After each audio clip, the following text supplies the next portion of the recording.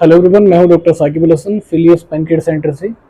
आज हम एक केस लेकर आए हैं जो है एंटीरियर लिस्थेसिस L45, जिसमें डिस्क स्लिप के साथ जो हड्डी है वो खिसक जाती है। पेशेंट पिछले 10 साल से काफ़ी ज़्यादा परेशान थे और जहाँ भी इन्होंने दिखाया डॉक्टर्स ने इनको ऑपरेशन के लिए बोला। पहले हम आपको इनका MRI दिखाते हैं, उसके बाद हम आपको दिखाते हैं जो हमने 10 दिन ट्रीटमेंट किया है उसके बाद जो बोन है वो अपनी जगह पर वापस चली गई है। यहाँ पर आप देखो, ये हमारा L3 है, L4, ये L5 और ये S1।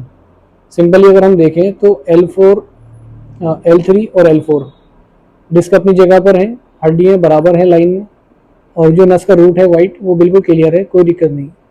बट अगर हम चलते हैं L4 L5 की तरफ तो सिंपल हम देखेंगे जो हमारी हड्डी है वो हड्डी यहाँ से खिसक चुकी है, प्लस जो नस का रूट था हमारा वो यहाँ पर लगभग 70 to 80% ब्लॉक हो चुका है। बल्जिंग है काफ़ी ज़्यादा, जिसकी वजह से पेशेंट को चलने में दिक्कत है, उठने बैठने में परेशानी है और कमर के साथ इनको साइटिका पेन आता है। इसके साथ इसमें एक दिक्कत और है। दूसरी परेशानी ये है कि पेशेंट की जो कमर है वो दर्द की वजह से वो धीरे धीरे टेढ़ी हो चुकी है, क्योंकि लंबे टाइम से परेशान थे।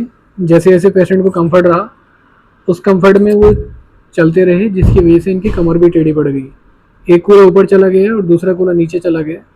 सिंपली आप यहाँ पर कर्व देख सकते हो, और यहाँ पर आप देखोगे साइडों में तो डिस्क बल्ज काफ़ी ज़्यादा हो रहा है। डिस्क डेसिकेशन है, L45 S1 डिस्क बल्ज है। और अगर हम स्पेस की बात करें तो L45 का स्पेस 6 mm रह चुका है, L5 S1 का है 7.5 mm। सिंपल यहाँ पर आप देख सकते हैं स्पॉन्डिलोसिस है विद ग्रेड 1 स्पॉन्डिलोलिस्थेसिस L45। कुछ डॉक्टर्स इसको कहते हैं कि आपका फ्रैक्चर हो चुका है, बट ये फ्रैक्चर नहीं, इसमें हड्डी खिसक जाती है। इसके बाद हमने 10 डेज से इनका ट्रीटमेंट किए हैं और 10 डेज के बाद का आप रिजल्ट देखो। ये एक्सरे है जो 10 डेज हमने ट्रीटमेंट करने के बाद निकाला है, जो कि नामुमकिन था, बट कुछ लोग हैं जो जल्दी ठीक हो जाते हैं, सबको इतना जल्दी रिकवरी नहीं मिलती है। यहाँ पर हम देखेंगे L3 L4 L5 S1। हमारी जो बल्जिंग थी वो थी L4 L5 में। ये जो बोन है ये यहाँ तक आ चुकी थी खिसक कर, बट अगर हम देखें तो अब ये लगभग अपनी लाइन में आ चुकी है। सिर्फ 10% के आसपास की दिक्कत थोड़ी रह गई है इनकी, बाकी ऑलमोस्ट हड्डी अपनी जगह पर आ गई है। जो गैप कम था वो गैप ओपन हो चुका है। डिस्क बल्ज लगभग ठीक है पेशेंट की, और सिम्टम्स बिल्कुल जीरो है। चलिए हम पेशेंट से बात करते हैं, क्या उन्होंने स्ट्रगल किया और आफ्टर ट्रीटमेंट ये कैसे है। अभी जिन पेशेंट्स का आपने रिपोर्ट देखा है ये वही है। 10 साल से काफ़ी ज़्यादा परेशान थे और जहाँ भी इन्होंने दिखाया सबने इनको ऑपरेशन के लिए बोला था। हमने सिर्फ 10 डेज इनका ट्रीटमेंट किया है और रिपोर्ट आप देख चुके हो। लगभग 90% तक नॉर्मल है। पेशेंट के सिम्टम्स पहले काफ़ी ज़्यादा क्रिटिकल थे और अब सारे सिम्टम्स पेशेंट के नॉर्मल हैं। पेशेंट्स को काफ़ी डराया था डॉक्टर्स ने कि आपकी सर्जरी होगी, ये होगा वो होगा, बट अभी ये ठीक है। हम पेशेंट से इनकी स्टोरी जानते हैं और हम जानते हैं कि इसको लेकर पिछले 10 सालों में इन्होंने कितना स्ट्रगल किया, कितनी मुसीबतें इन्होंने झेली हैं और डॉक्टर्स ने इन्होंने क्या कहा, और फाइनली हमारे ट्रीटमेंट के बाद ये कैसे हैं। मेरा नाम सुनीता है, मैं बागपत ज़िले से आई हूँ। मुझको 10 साल से कुल्ले में दर्द, कमर में दर्द बहुत ज़्यादा रहता था। कैसे स्टार्ट हुआ था आपको ये दर्द? ये दर्द अचानक ही स्टार्ट हुआ। मैं गिरी थी थोड़ी सी जिन्ने में से, तो जब थोड़ा थोड़ा महसूस था, मैं दवा लेती थी, मुझे आराम मिलता था। फिर 2 साल हो गए, 3 साल हो गए, मुझे दवा असर करना बंद कर दिया। फिर मैं बड़ौत गई डॉक्टर के पास, उसने मुझे 4 महीने तक दवा खिलाई तो मुझे कुछ नहीं आराम मिला। फिर उसने MRI करवाई और करवा के उसने कहा कि ऑपरेशन होगा, इसका इलाज ऑपरेशन है और कुछ नहीं है। फिर मुझे वहाँ से मैं सहारनपुर गई। सहारनपुर भी मुझे ऐसे ही कहा कि तुम ठीक हो जाओगी। मैं 4 महीने तक वहाँ पे भी दवा खाई, बेड रेस्ट करा। फिर वहाँ पे भी मुझे कुछ आराम नहीं मिला, मैं थक के फिर घर पर बैठ गई। फिर मुझे किसी ने बताया कि निवेड़ा चले जाओ, वहाँ पर तुम्हें बहुत ज़्यादा आराम मिलेगा। मैं निवेड़ा भी गई, वहाँ पे मुझे दवाई तो उन्होंने खिलाई नहीं, थेरेपी करी मुझे मेरी, और मुझे थोड़ा सा आराम मिला। फिर मुझे वही स्थिति हो गई। फिर किसी ने मुझे यहाँ पर बताया, तब मैं यहाँ आई। जब हमारे पास आप आए हो, जी, इससे पहले क्या क्या परेशानी थी आपको? सबसे ज्यादा क्या दिक्कत होती थी? सबसे ज्यादा मुझे ये दिक्कत थी, एक तो कमर में बहुत ज्यादा दर्द था और मेरे से खड़ा नहीं होया जा रहा था। कुल्ले में इतना दर्द था, ना ही चल सकती थी और ना ही बैठ सकती थी। कूल्हे का दर्द तो आपको 10 साल से कंटिन्यू है? हाँ जी, 10 साल से है जी। आपने जहाँ भी दिखाया कोई रिस्पॉन्स नहीं मिल रहा नहीं था? जी, कुछ भी आराम है नहीं ना? मिला। आपने चाहे थेरेपी कराई, चाहे अपने दवाई खाई, हाँ जी, दर्द आपका खत्म नहीं हुआ, नहीं वो जी, हमेशा रहता था, हमेशा रहता था। है ना? हाँ, कभी भी आराम नहीं मिला। कभी भी आराम नहीं मिला। ठीक है, अभी कैसा लग भाई रहा है? मुझे बहुत आराम है, अब मैं बिल्कुल फिट लग रही हूँ, नॉर्मल बिल्कुल। ये स्टोरी आपने इनकी सुन ली है, जो उन पे बीती उन्होंने बताया। इन्हीं के साथ में इनके हस्बैंड हैं, जिनको लेकर हर जगह जाते थे, और जहाँ भी ट्रीटमेंट हुआ है, क्या डॉक्टरों ने इनको बोला है, हम वो इनसे जानते हैं। बताओ जरा, जहाँ भी आप जाते थे किस तरह से डॉक्टर साहब से कह रहे थे हर एक बात? पहली बार तो मैं बड़ोत इलाज कराया इस साल, हाँ, 4 साल तक। 4 साल तक आपने इलाज और कराया? 4 साल 4 महीने तक। 4 महीने तक इलाज करा। और जी उस पर जो दवा खा ले थोड़ी बहुत आराम मिल जाता, 1-2 दिन आराम मिल गया, फिर गए दवा लिया, इंजेक्शन लगा उसने था मेरे कमर में भी इंजेक्शन लगाया और पैर में भी लगाया, हड्डी में। और उसके बाद तब भी जब कुछ 4 महीने हो गए आराम नहीं मिला, उसने लिखी MRI, MRI कराओ। एक दिन रात को बहुत ज्यादा दर्द हो गया इसका, मैं इमरजेंसी में MRI कराई रात को ही। रात को MRI करा कर सुबह 5 बजे करीब मैं डॉक्टर के पास पहुंचा, घर पे उनके। मैं डॉक्टर साहब देखो दर्द था बहुत ज्यादा इसका उस टाइम पे। फिर मैं घर गया, घर पे उसे MRI दिखाई, MRI देख कर वो कहने लगे इसका कोई इलाज नहीं है भैया, इसका ऑपरेशन है। फिर जी मैं दिल्ली से किसी डॉक्टर ने बताई, कोई दवाई बताई, दिल्ली मेरे रिश्तेदार का जानकार था, उसने दवाई बताई, उससे इसका दर्द कम हो गया। मुझे फुर्सत सी मिली तो मैं इसकी MRI लेकर मेरठ आया। मेरठ आने के बाद 2-3 हॉस्पिटल में दिखाई, जिसको भी दिखाई यही बताया भैया ऑपरेशन हो गया इसका। उसके बाद एक जानकार का फोन आया मेरे पास, वो कह लगे भैया सहारनपुर चले जाओ, सहारनपुर देसी इलाज है इसका।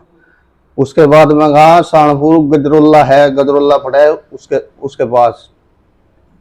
उसने आप भर ली, कह लगा भाई यहाँ देख लगे और तुम ले आइयो। 2 दिन बाद मैं उसके पास लेके गया, उसने 4-5 महीने तक उसने इलाज किया, बेड रेस्ट बता दिया, 3 महीने का बेड रेस्ट बताया, 3 महीने बेड रेस्ट करवाया। उसके बाद भी उससे भी आराम नहीं मिला, इंजेक्शन लगे लगे रोज, और इसके कुल्ले में गांठ होगी।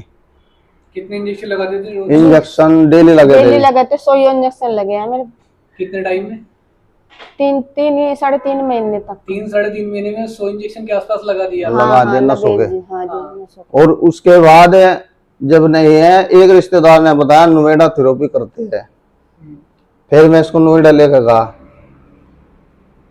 वहां कराई। कम से कम मैं उसके पास गया 3-4 महीने तक गया मैं उसके पास भी। 10वें दिन में, 1 हफ्ते में जब भी बुलावे थे जब भी जाऊं था। उससे आराम तो मिला, कुछ थोड़ा बहुत मिला ऐसा, पर खत्म नहीं हुआ दर्द। फिर उसके बाद हमारे भाई साहब थे बड़ोत, पुलिस में थे, उसने बताया अका आप वहां चले जाओ, आपके पार्टी डोली, उनकी ड्यूटी वूटी थी यहाँ पे, उसकी माता जी का इलाज चल रहा था। कह लगा भैया मेरे कहने से वहां चले जाओ। जब हम यहाँ पे आए, अब हमें आराम है, ठीक है, अब नॉर्मल रिपोर्ट आ गई, अब ठीक होगा, हम घर जा रहे।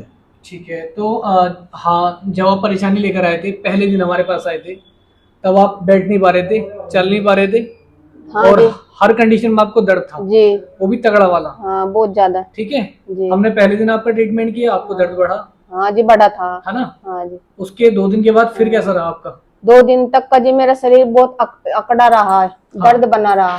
तीसरे दिन मुझे बहुत ज्यादा आराम मिला। हाँ, उससे बाद में मुझे आराम मिलता चला गया।